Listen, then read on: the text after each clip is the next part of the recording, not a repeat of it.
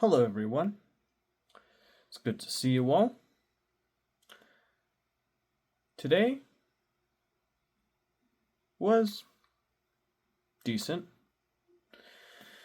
When I woke up this morning, I was asked by my mom to hear out a letter she wrote. You see, we need a repair done, and I was told about this repair and a letter that had to do with it. So I read it to make sure that it sounded good, and I thought it was very good. So I gave her the big thumbs up on that. Then, after that, she asked me if I could drive my car out from behind her so she could drive to work. So I did that. I moved my car out of the way, parked it on the side of the road, and then she left. When she left, I used the restroom, and then when I got out, I remember what happened after that. Oh, right. I was getting hungry. I was told by my mom that our family friend had gotten my mom a croissant sandwich, but because my mom was on a protein fast, she was unable to eat it, so she gave it to me. But the sandwich was so small that I didn't think it would have sustained me for long enough. So I decided I would instead go ahead and make some malto meal. So I made that. Originally, I was thinking I'll do it on the stove, but I was feeling really lazy this morning, so I just did it in the microwave instead.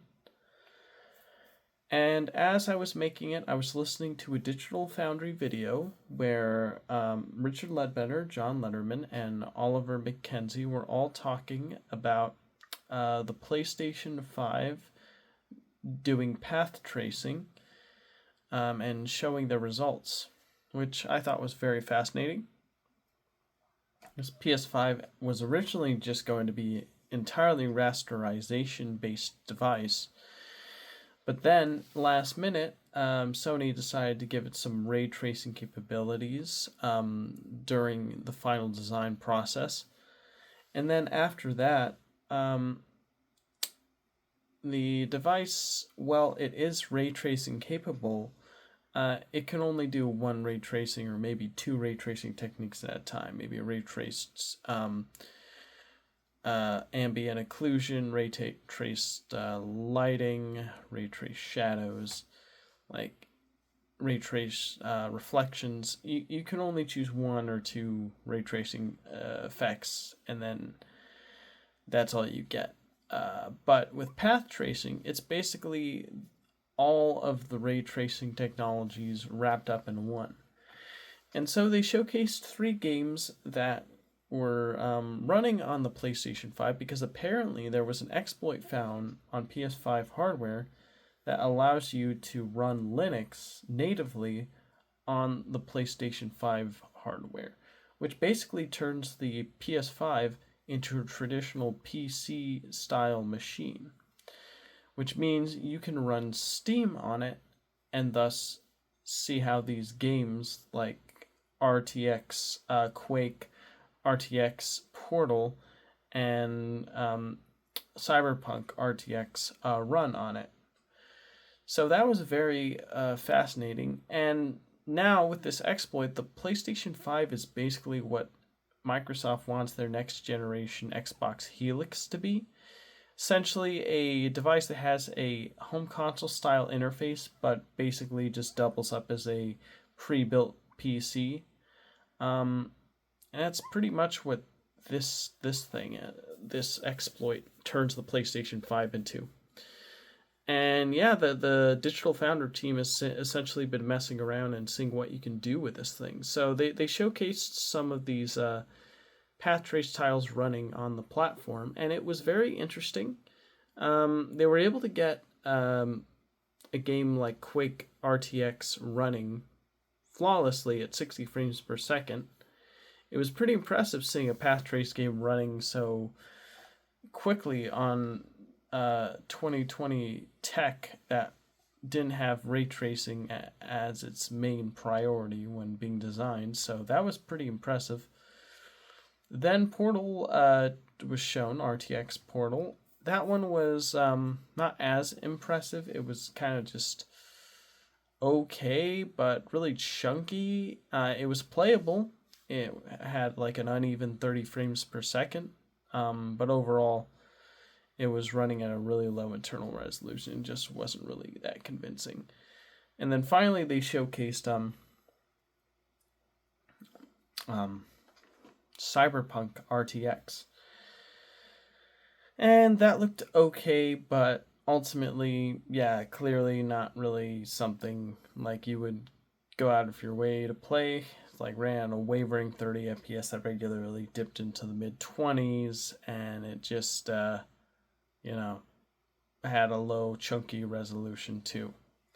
They did make the suggestion that for at least something like Cyberpunk, like if CD Projekt Red really wanted to, they could like do a version of like path tracing on PlayStation 5.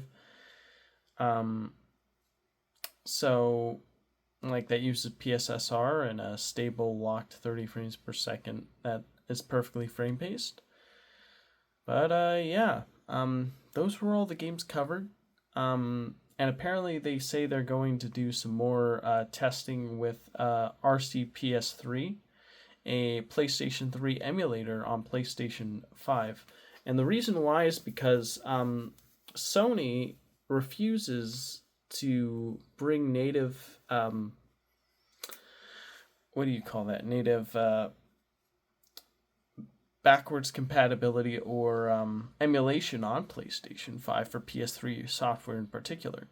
Has no problem doing PS1 software, has zero problem doing PS2 software, and of course it's natively compatible with PlayStation 4 software, but PS3 software, for some reason, it gives PS5 a really hard time.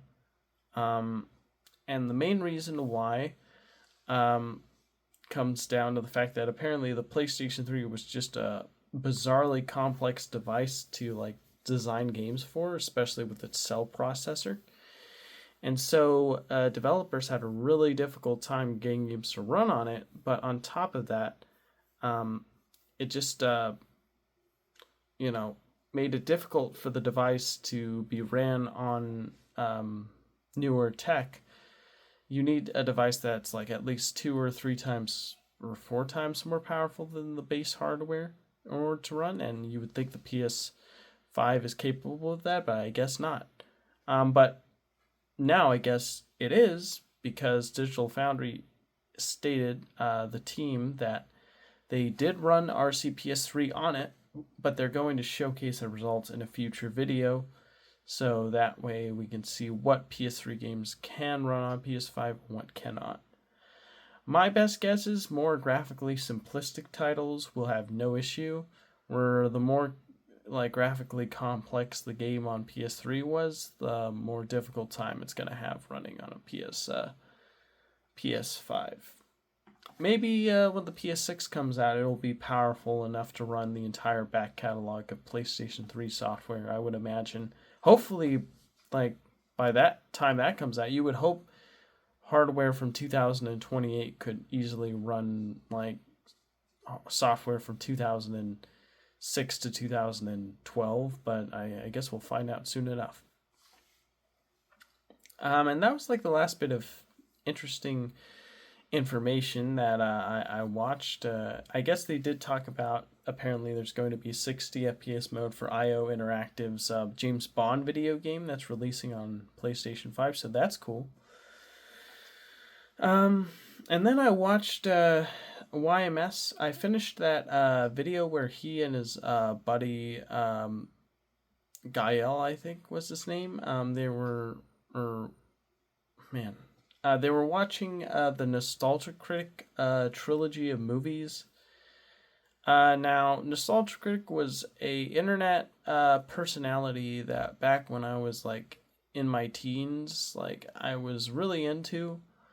I haven't watched anything Nostalgia Critic since I think like the last time I seriously watched that show was around 2018. Kind of just fell off, just naturally gravitated towards other things instead.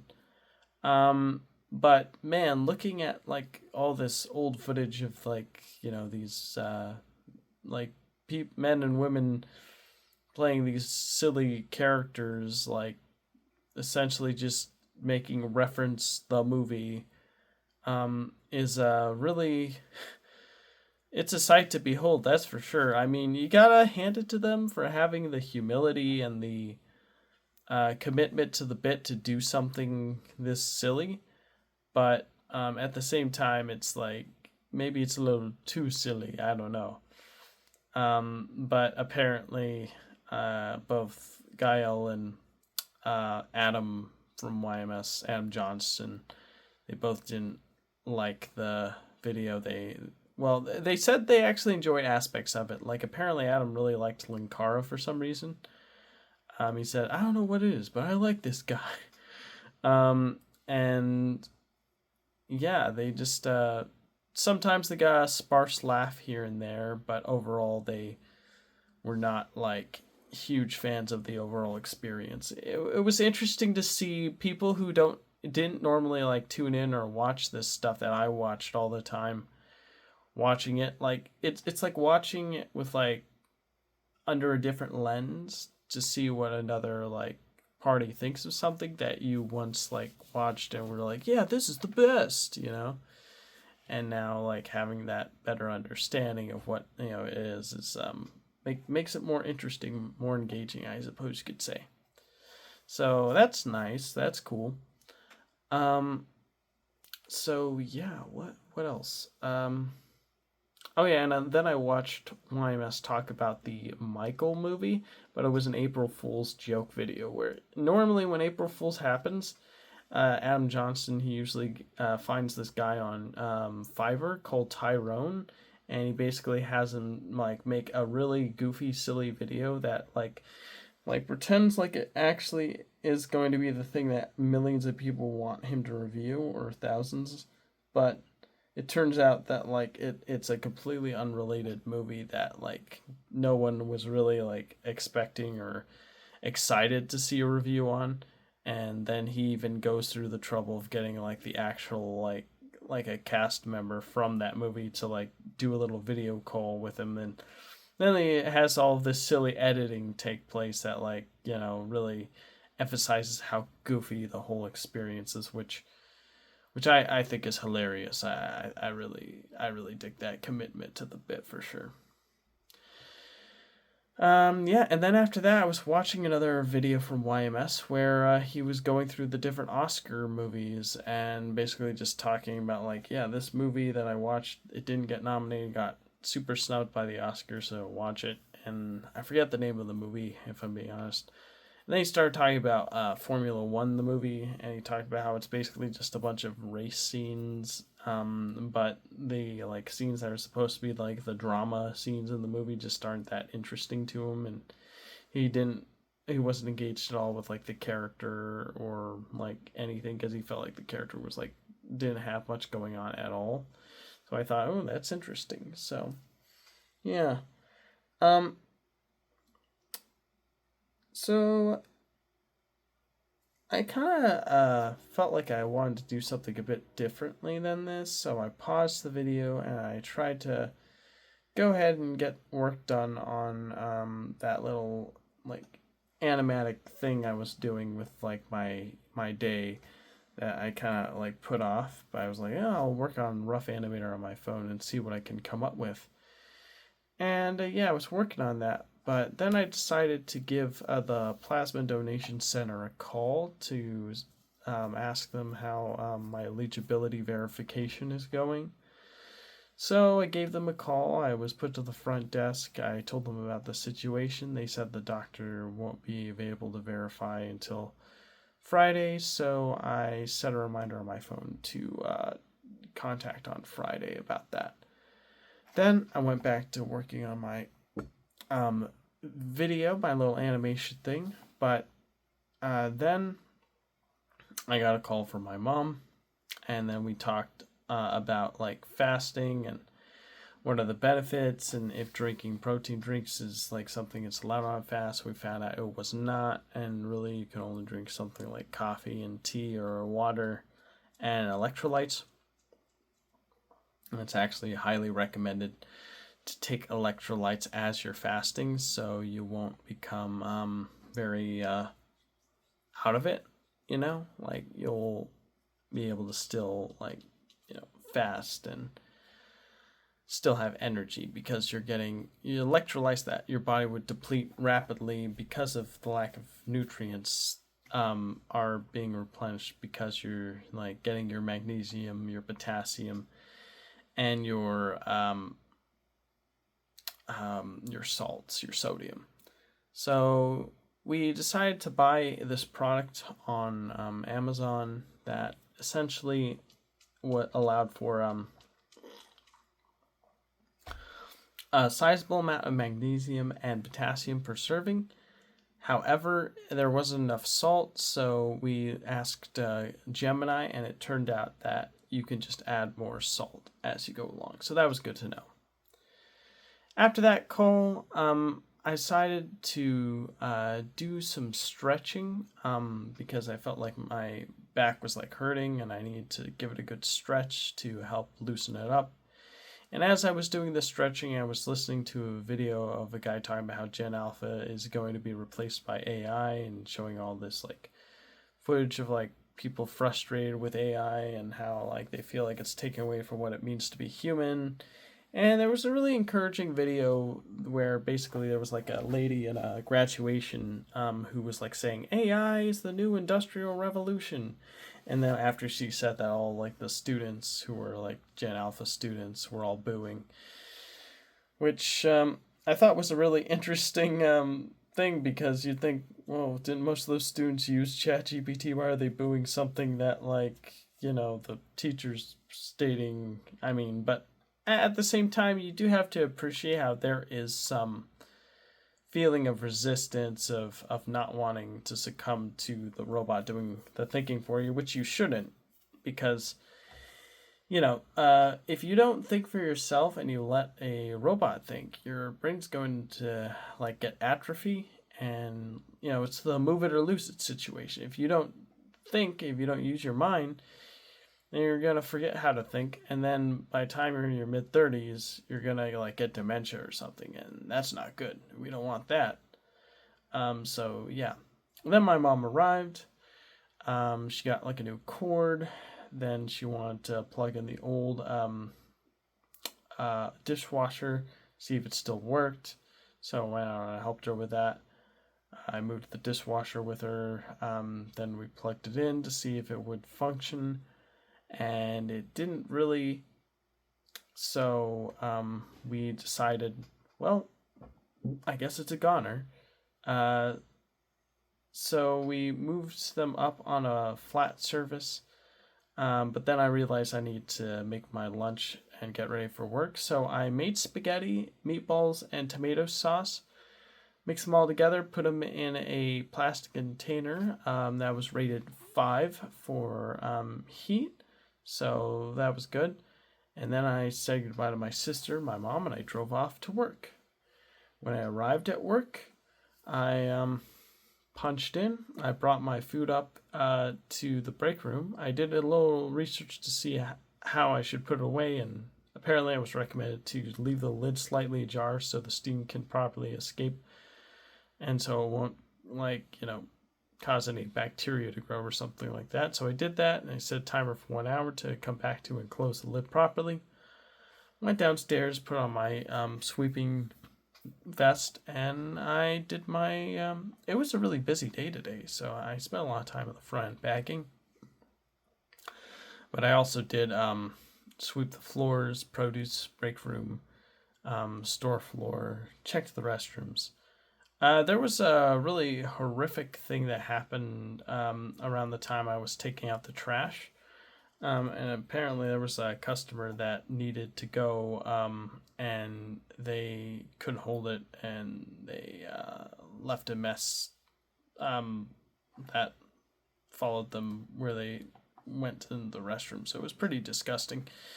For jobs like that, apparently, uh, janitors are not allowed to do that, but the managers are the ones who have to deal with biohazard waste. So, yeah, that's apparently a store policy rule.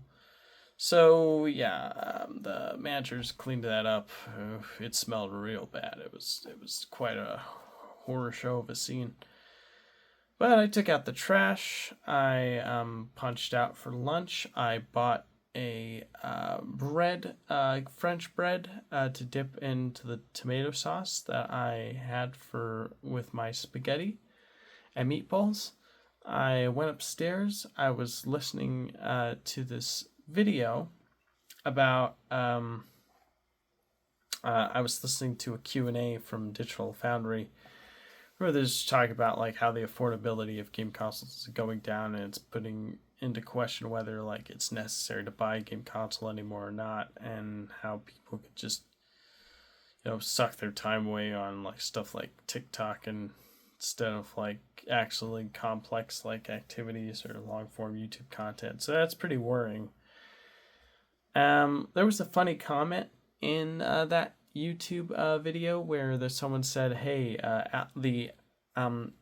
one of the co-hosts, Alex, because he needs to constantly be walking all the time to maintain optimal health for his body at the moment, they should put a green screen behind him, and every single time they make a podcast, change the background so it looks like he's walking in a different game world."